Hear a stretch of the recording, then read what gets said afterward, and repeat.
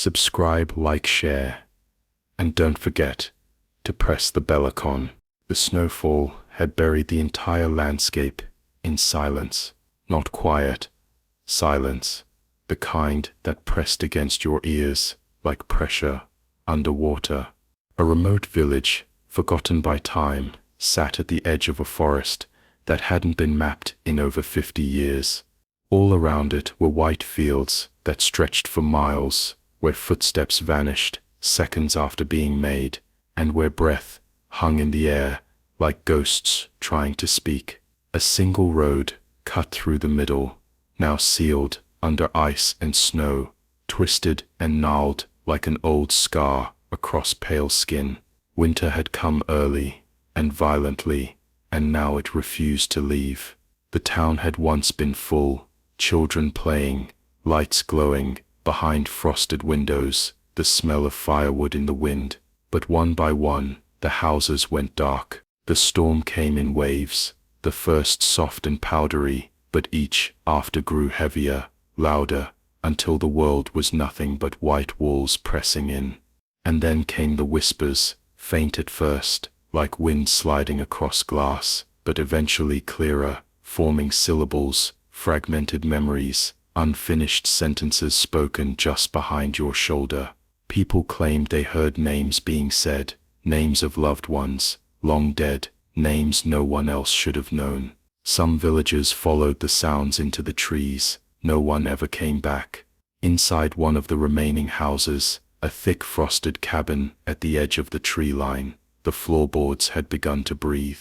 Not creak, breathe, as though the entire foundation were rising and falling in time with something sleeping beneath it. The windows, sealed with ice and nailed planks, occasionally pulsed inward like something from outside was pushing against them, gently at first, then harder, like impatient fingers tapping. The firewood inside refused to burn right. Even the brightest flames gave off no heat. Water from the taps came out frozen. Mirrors inside the house fogged not from steam, but from something watching them. People who stayed long enough began reporting that their reflections moved slightly slower than they did, just a second off, just enough to notice when it was already too late. One old woman said her mirror whispered her death date. She laughed when she said it, and then that night, she froze to death in her sleep. Mouth open, eyes wide, frost climbing up her fingers like ivy. The cold wasn't normal here. It didn't sting, it numbed first. Brain, heart, memory. People began forgetting things. First small things, like how many days had passed, or whether they had eaten. Then worse, like the faces of their children, or where they had buried their dead. Graves in the village cemetery had begun to crack open, not from shovels, but from beneath. As if the earth wanted to give something back, snow piled higher, burying rooftops and fences, erasing edges of the town, like it was slowly being deleted. Survivors who stayed claimed to hear someone walking above the snow at night, not in it, but on top of it, as though gravity no longer applied, and every morning, more of them were gone. Doors open, no struggle, no sound, just a single handprint on the glass from the inside, outlined in frost. Some said it looked like a child's hand, others swore it had claws. The town's church, a tiny wooden structure, swallowed by snowdrifts, rang its bell every night at 3:17 a.m., even though the bell had been removed years ago. Those who heard it couldn't move while it rang. Paralysis gripped their limbs. All they could do was listen as the tone echoed endlessly into the woods and feel warmth leach from their bodies.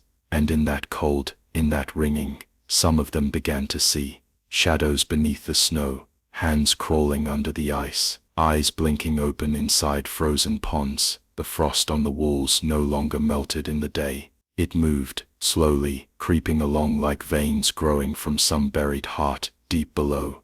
Those who tried to leave never reached the end of the road. They walked and walked, but always found themselves back in the village, colder, weaker, more hollow each time, like something was feeding on the attempt. The story of the town never made the news. No rescue helicopters came. No signal could reach out. The storm was too thick, the air too heavy.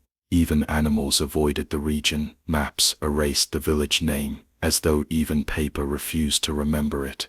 But it's still there, beneath the snow, still waiting, still whispering. The forest at its edge has grown thicker, and in the trees now hang things that look like ornaments, but pulse like hearts. If you ever find yourself lost in a snowstorm, and you see a glowing window in the distance, a warm light calling you toward shelter, turn around. Don't trust it. The warmth is not for you. It never was. It's bait, and the cold wants what's left of your memory. Somewhere deeper in the village, past the frozen chapel, past the skeletal trees weighed down with glistening white death, sat a building no one remembered being built. It didn't match the rest of the town's architecture. While everything else was log and brick, this structure was entirely black wood, with no visible nails or seams, and its roof sloped at unnatural angles that made your eyes lose focus when you stared too long.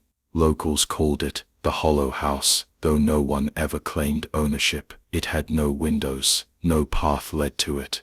The snow around it never gathered, as if it rejected the cold itself, yet it breathed with the storm, exhaling long gusts of white mist from under the door that smelled like mold and wet soil. People had theories, of course. Some said it was where the first family who founded the town made a pact. Others said it was never built. It simply arrived one night with the first snowfall and had been part of the land ever since. Inside the hollow house, time bent, clocks moved backward, and footsteps echoed twice, once when made, and again hours later. If you stayed long enough, you'd hear yourself speaking in the next room, saying things you hadn't said yet, or would never say at all. Those who dared enter always reported the same thing: a staircase that led nowhere, just deeper and deeper into ice-covered halls, rooms with furniture that faced inward, like it was waiting for something. Some rooms had no doors, others had too many, and every mirror inside the place showed something else entirely. Not your reflection, but a version of you frozen solid, face cracked with ice, eyes wide open like glass, screaming behind the frost, yet utterly silent. The deeper you went, the less the air felt like air.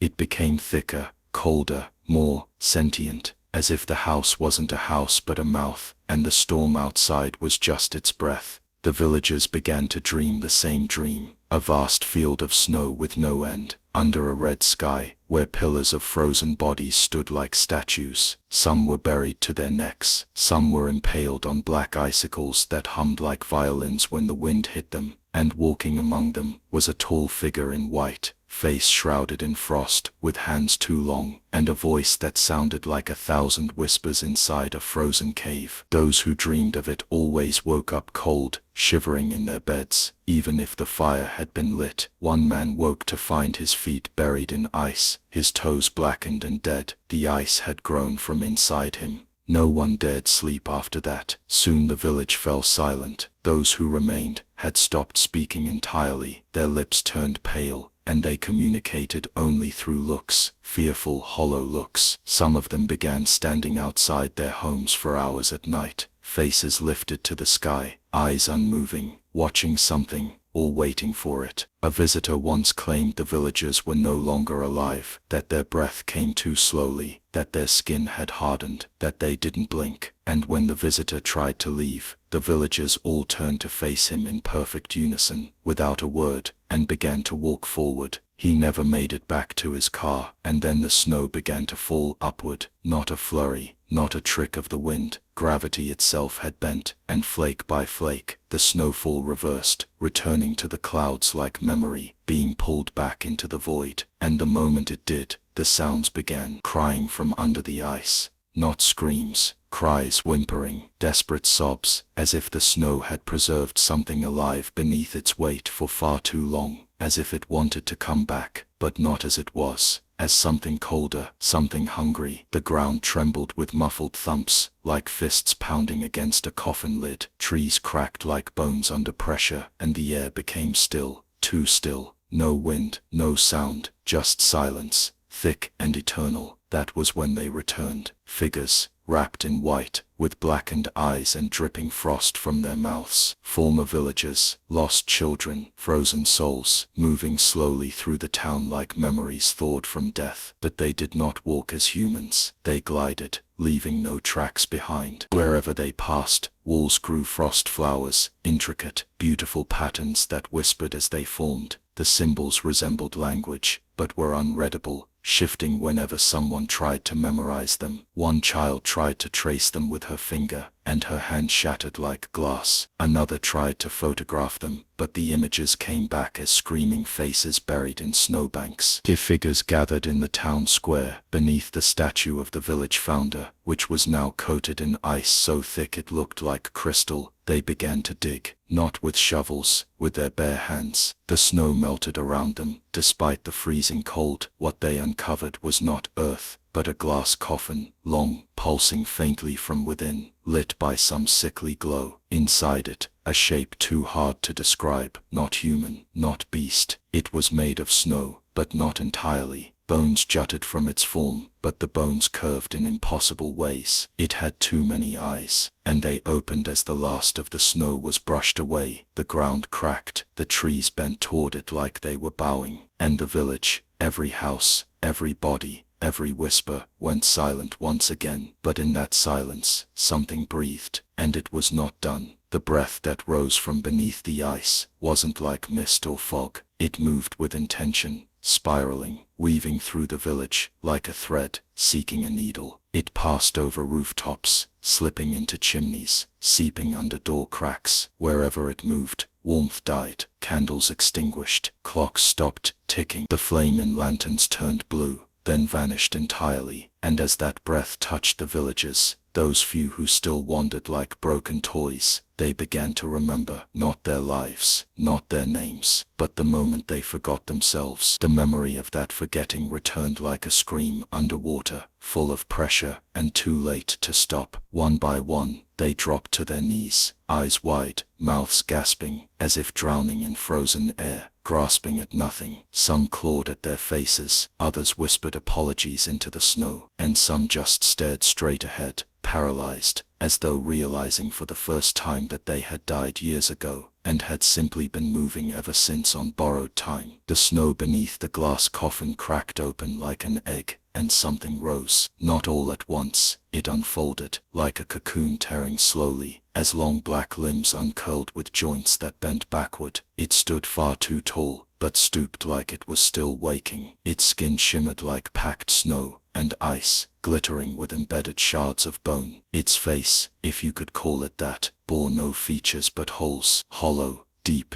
echoing holes that sang, a song without melody, made only of tones that caused the air to ripple, and the blood in your ears to stop moving. Those who heard it fell into seizures. Some simply stood up, and walked into the forest without coats or shoes, vanishing into the storm like sleepwalkers. The entity walked among them, not killing. No, it was gathering, selecting, tapping foreheads with one long finger that left a black frost mark behind. Those marked were seen later, far beyond the village, walking into other towns, whispering in strange tongues, staring at newborn children with blank expressions, leaving behind drops of melted ice where no water should be. In the hollow house, rooms rearranged themselves, doors now opened to snowy fields. Basements led to cliffs, some floors just opened into the sky. Those still inside swore the rooms were breathing harder now, like lungs filled with cold laughter. In the attic, a mirror once hidden beneath cloth now showed not reflection, but a world trapped under ice. Hundreds of figures frozen mid-scream, eyes locked with whoever looked in, and when someone stared too long, their reflection didn't copy their movements anymore. It smiled, then disappeared, leaving behind no reflection at all. As the storm grew, it began pulling in other voices. You'd hear your mother calling from the woods, even if she'd been dead for years. You'd hear yourself, sobbing from under the floor. Sometimes, you'd hear a child laughing just outside your window. When you opened the curtain, only a snowman stood there.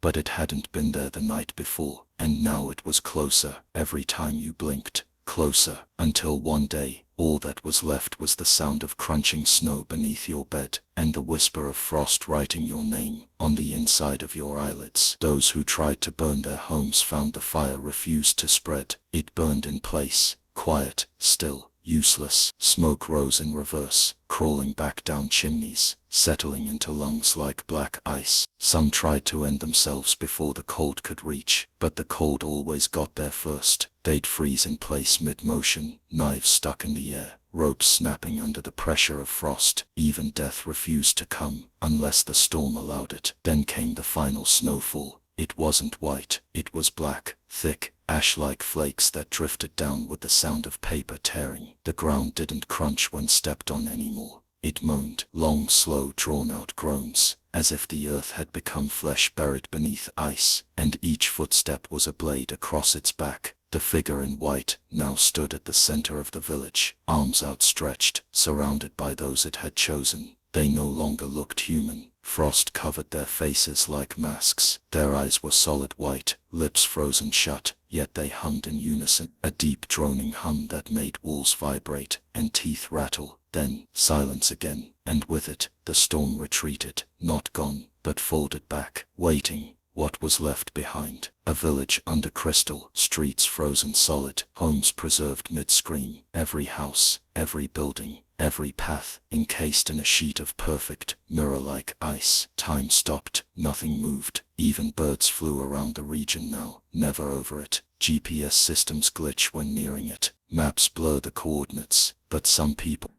hikers, lost travelers, the curious, still find it, and sometimes, when they return, they bring the storm with them. Years passed. The village was erased from official records. No one spoke its name. Satellite images showed only a white blur. Weather satellites glitch when passing over. Planes change course automatically. Even when flying on autopilot, something within the frost diverts awareness. Those who speak of it forget the details moments later, as if the memory slides off the brain, like melting snow off glass. But the storm never stopped. It simply slept, nested deep in the bones of those who wandered too close. They come back changed. There was a girl once, no more than 10, found barefoot on the highway in the middle of a blizzard, her clothes dry, her skin cold but unburned. When they asked where she came from, she simply whispered, "The house with too many doors." She drew pictures constant, a towering figure with holes for eyes, the hollow house bending in on itself like a spiral, a frozen man with no mouth trying to scream. Her parents swore they'd never been to any village, but every night, they'd find snow in her bed, her breath fogging the room, even during summer. Then one night, they heard her speaking a language they didn't know, soft humming syllables, and when they entered the room, she was gone. No footprints, just frost on the window. Her drawing of the village had vanished, replaced with one new image, a mirror, and inside it, her staring back, but older. There are whispers online, grainy videos posted to obscure forums, a man in a parka talking to the camera, snow behind him, saying, "There's a church with no floor." You look down, and it's just stars, the sky under the ground. They walk on the ceiling there. I saw me die twice, and I still don't know which version came back. Then static, then silence. His channel never posted again, but the comments are filled with similar stories, dreams of humming frost, reflections that move on their own, people who begin to melt in the mirror like candles. Psychiatrists classify it as winter dissociation syndrome, but the symptoms are always the same. Patients whispering strange lullabies, drawing the same doorless house, eyes dilated, body temperature unnaturally low, and always before full breakdown, the same final sentence: "It's not the snow, it's what remembers us in it." One therapist tried to catalog the dreams. Over 200 patients, across 14 countries, all unrelated, sketched the same image without prompt, a circle of people sitting in snow, each frozen, heads bowed, surrounding a coffin made of black glass. From above, it looked like an eye. When the therapist tried to burn the images, they didn't catch fire. The flames receded. Soon he stopped sleeping. Then he stopped blinking. Then he disappeared. All that remained in his home was a puddle of water, his glasses, and a single note, scrawled in a shaking hand: "We are only warm until it wants to remember us." And so the pattern continued. Anyone who hears the stories, sees the footage, dreams the dreams, becomes part of it. The hollow house is no longer just a place. It's a structure of memory buried in winter's subconscious, a cold idea planted in the back of the mind, growing roots with every retelling. A viral myth, yes, but not fictional, just waiting for new hosts. If you've watched this video to the end, and you've made it this far, take a look at the frost forming on your screen's edge. Check your breath. Is it cold in your room now? Do you hear the faint humming, just at the edge of sound? Good, it knows you know. You'll dream of it tonight. And when you wake, if you wake, look in the mirror, because sometimes the reflection is not you anymore, and the snow will have started to fall, upward,